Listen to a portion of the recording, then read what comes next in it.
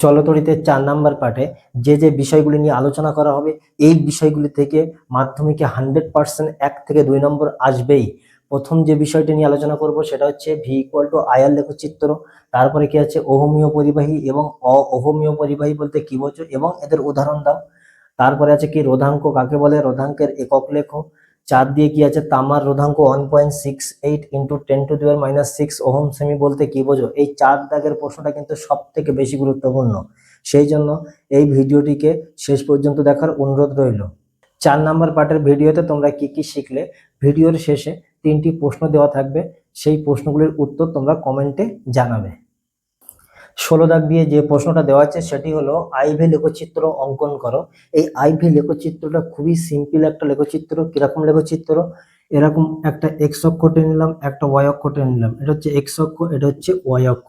X অক্ষ বরাবর বিভব পার্থক্য ভি কে এবং ওয়াই অক্ষ বরাবর প্রবাহ মাত্রা আই কে বসিয়ে যে লেখচিত্র পাওয়া যাবে সেটি কিরকম হবে, একটি সরল রেখা এবং সেটি মূল বিন্দুগামী।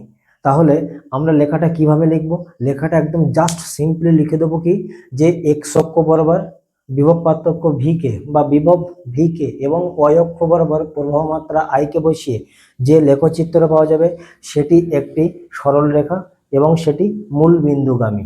এর পরের 17 দাগ দিয়ে যে প্রশ্নটা দেওয়া আছে সেটি হলো অহমীয় পরিবাহী কাকে বলে এবং অহমীয় পরিবাহী কাকে বলে।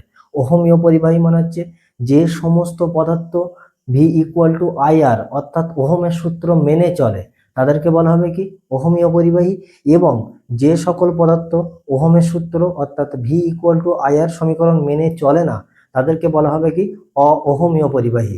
অহমীয় পরিবাহীর উদাহরণ কি কি হতে পারে, অহমীয় পরিবাহী তারাই হবে যারা ওহমের সূত্র মেনে চলবে। তাহলে এরকম উদাহরণ কি কি আছে, সোনা, রূপা, তামা সমস্ত ধাতু ওহমের সূত্র মেনে চলে। অহমীয় পরিবাহী যারা ওহমের সূত্র মেনে চলে না, সেরকম উদাহরণ কি আছে, ট্রানজিস্টার। এই ট্রানজিস্টার এরা কি করবে, ওহমের সূত্র মেনে চলে না। 18 দাগ দিয়ে যে প্রশ্নটা দেওয়া আছে সেটি হলো রোধাঙ্ক কাকে বলে। খুবই গুরুত্বপূর্ণ প্রশ্ন এবং খুব সিম্পল একটা কোশ্চেন, কিন্তু প্রত্যেক ছাত্রছাত্রী এই প্রশ্নটা লেখার সময় কিছু না কিছু ভুল করে আসবেই। তাহলে যাতে ভুল না হয় সেই জন্য এই জেগে স্বপ্ন দেখবো, মানে ঘুমানোর আগে আমরা যে স্বপ্নটা দেখি জেগে স্বপ্ন, সেই জেগে স্বপ্ন দেখবো প্রশ্নটা হয়ে যাবে। রোধাঙ্ক কাকে বলে, এই রোধাঙ্ক জানতে গেলে রোধাঙ্ককে কোন অক্ষর দিয়ে লেখা হয়, রোধাঙ্ককে লেখা হয় রো দিয়ে, এবং পরিবাহীর রোধকে লেখা হয় কি আর দিয়ে, প্রস্থচ্ছেদের ক্ষেত্রফলকে লেখা হয় এ দিয়ে এবং পরিবাহীর দৈর্ঘ্যটাকে লেখা হয় এল দিয়ে। আমরা যখন পরিবাহীর রোধ পড়েছিলাম সেখানে একটা জিনিস দেখেছি যে পরিবাহীর রোধ আর কি হয়, পরিবাহীর দৈর্ঘ্যের সঙ্গে সমানুপাতিক হয়, অর্থাৎ যার মধ্য দিয়ে তড়িৎ প্রবাহিত হবে সেটাকেই বলা হবে কি পরিবাহী, সেই পরিবাহীর দৈর্ঘ্যের সঙ্গে সমানুপাতিক হবে। এবং পরিবাহীর রোধ আর প্রস্থচ্ছেদের ক্ষেত্রফলের সঙ্গে ব্যস্তানুপাতিক হবে, অর্থাৎ প্রস্থচ্ছেদের ক্ষেত্রফল যদি কম হয় তাহলে আর অর্থাৎ রোধটা কি হবে, বেশি হবে। কারণ কি, এই পরিবাহীর রোধ আর প্রস্থচ্ছেদের ক্ষেত্রফলের সঙ্গে ব্যস্ত অনুপাতে আছে। আবার যদি প্রস্থচ্ছেদের ক্ষেত্রফল বেশি হয় তাহলে কি হবে, রোধ কম হবে। একটা বাস্তব উদাহরণ দিচ্ছি, উদাহরণটা কি, মনে করে নাও ওই জল সরবরাহের যে পাইপ আছে না, সেই পাইপটা যদি সরু যদি হয় তাহলে কি হবে, প্রস্থচ্ছেদের ক্ষেত্রফল কম হবে, এবং প্রস্থচ্ছেদের ক্ষেত্রফল যদি কম হয় তাহলে কি হবে, রোধ বেশি হবে অর্থাৎ বাধা বেশি হবে, অর্থাৎ কম জল প্রবাহিত হবে। পাইপ সরু হলে প্রস্থচ্ছেদের ক্ষেত্রফল কম হবে, এবং প্রস্থচ্ছেদের ক্ষেত্রফল যখনই কম হবে তখন রোধটা কি হবে, বেশি হবে, আর যখনই রোধ বেশি হবে তখন কম পরিমাণে জল প্রবাহিত হবে। আবার যদি প্রস্থচ্ছেদের ক্ষেত্রফল বেশি হয় অর্থাৎ পাইপটা যদি বেশি মোটা হয় তাহলে কি হবে, প্রস্থচ্ছেদের ক্ষেত্রফল বেশি হবে, আর প্রস্থচ্ছেদের ক্ষেত্রফল যদি বেশি হয় তাহলে রোধ কি হবে, কম হবে। আর রোধ যখন কম হবে অর্থাৎ বাধা কম দেবে তখন বেশি জল প্রবাহিত হবে। এখানে কি হচ্ছে, বেশি জল প্রবাহিত হচ্ছে। ঠিক একই রকম জিনিস, প্রস্থচ্ছেদের ক্ষেত্রফল যদি কম হয় তাহলে কি হবে, রোধের মান বেশি হবে অর্থাৎ কম তড়িৎ প্রবাহিত হবে, বাধা বেশি দেবে। আবার প্রস্থচ্ছেদের ক্ষেত্রফল যদি বেশি হয় তাহলে এখানে রোধের মানটা কি হচ্ছে, কম, তার মানে বেশি তড়িৎ প্রবাহিত হবে।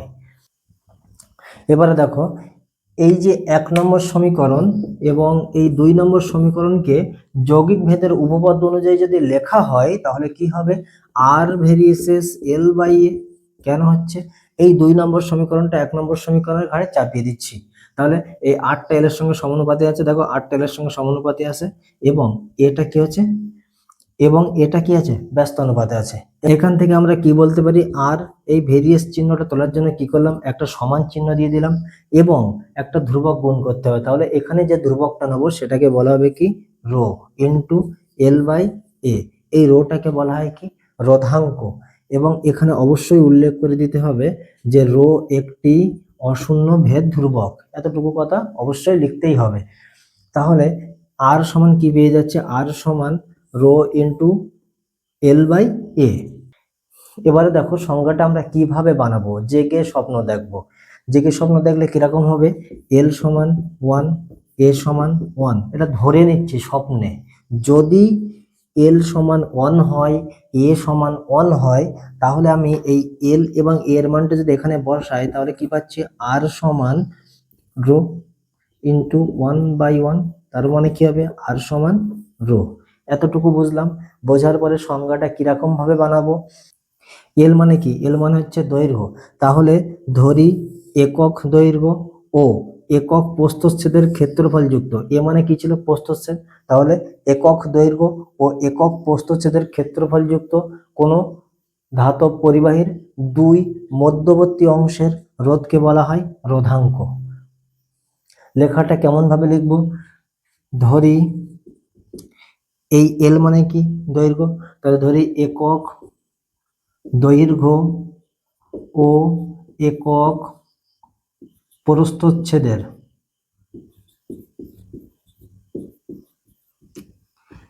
ক্ষেত্রফল যুক্ত কোনো ধাতব পরিবাহীর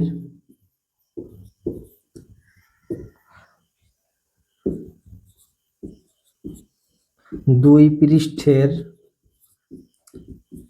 মধ্যবর্তী অংশের রোধকে বলা হবে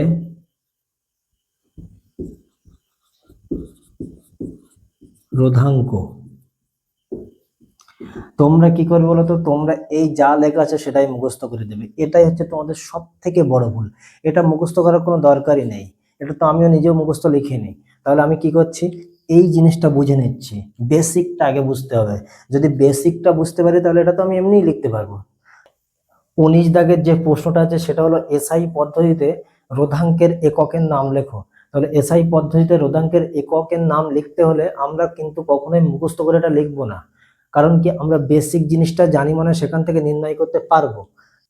আমরা জানি পরিবাহীর রোধ এবং রোধাঙ্কের মধ্যে একটা সম্পর্ক আছে, সেই সম্পর্কটা আমরা লিখে নেব। সম্পর্কটা কি ছিল, আর সমান রো ইন্টু এল বাই এ। এবারে দেখো এই রো এর নিচে কিছু নেই মানে কত আছে, 1 আছে। তাহলে উপরের সঙ্গে উপরে গুণ করলাম, নিচের সঙ্গে নিচেই গুণ করলাম। তাহলে কি হয়ে যাচ্ছে, আর সমান রো ইন্টু এল বাই এ। এবারে কি করছি, কোনাকুনি গুণ করে দিচ্ছি। কোনাকুনি গুণ করে দিলে কি হবে, রো ইন্টু এল, এটার সঙ্গে এটা গুণ করলাম, সমান আর এ। এখান থেকে আমরা কি করতে পারি, রো সমান আর এ বাই এল। আমরা কেন রো সমান বার করলাম, কারণ আমাদের নির্ণয় করতে হবে এসআই পদ্ধতিতে রোধাঙ্কের একক, সেই জন্য রোধাঙ্ক সমান লিখলাম। এবারে দেখো এই আর মানে কি, আর মানে হচ্ছে পরিবাহীর রোধ। এই রোধের এসআই পদ্ধতিতে এককের নাম কি আছে, ওহম আছে। এবং এ মানে কি, প্রস্থচ্ছেদের ক্ষেত্রফল। ক্ষেত্রফলের এসআই একক কি হবে, মিটার স্কোয়ার বাই এল মানে কি, দৈর্ঘ্য। দৈর্ঘ্যের সিজিএস পদ্ধতিতে একক হচ্ছে সেন্টিমিটার, এসআই পদ্ধতিতে একক কি হবে, মিটার। তাহলে বসিয়ে দিলাম মিটার। তাহলে এই মিটার কেটে গেল আর এই স্কোয়ারটা কেটে গেল, কারণ কি এখানে দুটো আছে এখানে একটা আছে, একটা কেটে গেল, তাহলে এখানে একটা পড়ে থাকবে। সমান কি হচ্ছে, ওহম ইন্টু মিটার। তাহলে রোধাঙ্কের এসআই পদ্ধতিতে এককের নাম কি, ওহম মিটার। এটা যদি আমরা মুখস্থ করি, কতটা মুখস্থ করে রাখতে পারবো। 20 দাগ দিয়ে যে প্রশ্নটা দেওয়া আছে সেটি হলো, তামার রোধাঙ্ক 1.68 ইন্টু 10⁻⁻6 ওহম সেন্টিমিটার বলতে কি বোঝো, 20°C উষ্ণতায়। এই ধরনের প্রশ্নগুলো কিন্তু মাধ্যমিকের জন্য সব থেকে গুরুত্বপূর্ণ প্রশ্ন। এবং এই ধরনের প্রশ্নগুলো যদি আমরা বাদ রেখে চলে যাই তাহলে কিন্তু মাধ্যমিক পরীক্ষায় এরকম প্রশ্ন আসলে আমরা লিখতে পারবো না। খুবই সহজ উত্তর। উত্তরটা আমরা কিভাবে লিখব? একদম সিম্পল উত্তর। আমরা রোধ এবং রোধাঙ্কের মধ্যে একটা সম্পর্ক জানি। আমরা জানি কি আর সমান রো ইন্টু এল বাই এ, এতটুকু জানি। আমরা যখন রোধাঙ্কের সংজ্ঞা দিয়েছিলাম তখন এই এল সমান কত ধরে নিয়েছি? 1, এবং প্রস্থচ্ছেদের ক্ষেত্রফল কত ধরলাম? 1 ধরলাম। সেই জন্য আমরা এবারে সংজ্ঞাটা কিভাবে বলবো? যে 20 ডিগ্রি সেলসিয়াস উষ্ণতায় একক দৈর্ঘ্য ও একক প্রস্থচ্ছেদের ক্ষেত্রফল যুক্ত কোনো তামার ব্লকের 2 মধ্যবর্তী অংশের রোধ কত? এই যে 1.68 ইন্টু 10⁻⁻6 ওহম। ঠিক একই জিনিস এখানে লেখা আছে। 20 ডিগ্রি সেলসিয়াস উষ্ণতায় একক দৈর্ঘ্য এবং একক প্রস্থচ্ছেদের ক্ষেত্রফল যুক্ত কোন তামার ব্লকের 2 বিপরীত পৃষ্ঠের মধ্যবর্তী অংশের রোধ 1.68 ইন্টু 10⁻⁻6 ওহম। এবারে এই টাইপের কোশ্চেনগুলো একটু ঘুরিয়ে ঘুরিয়ে দেয়। তাহলে ঘুরিয়ে দিলে কিরকম হবে? হুবহু একই রকম দেবে না।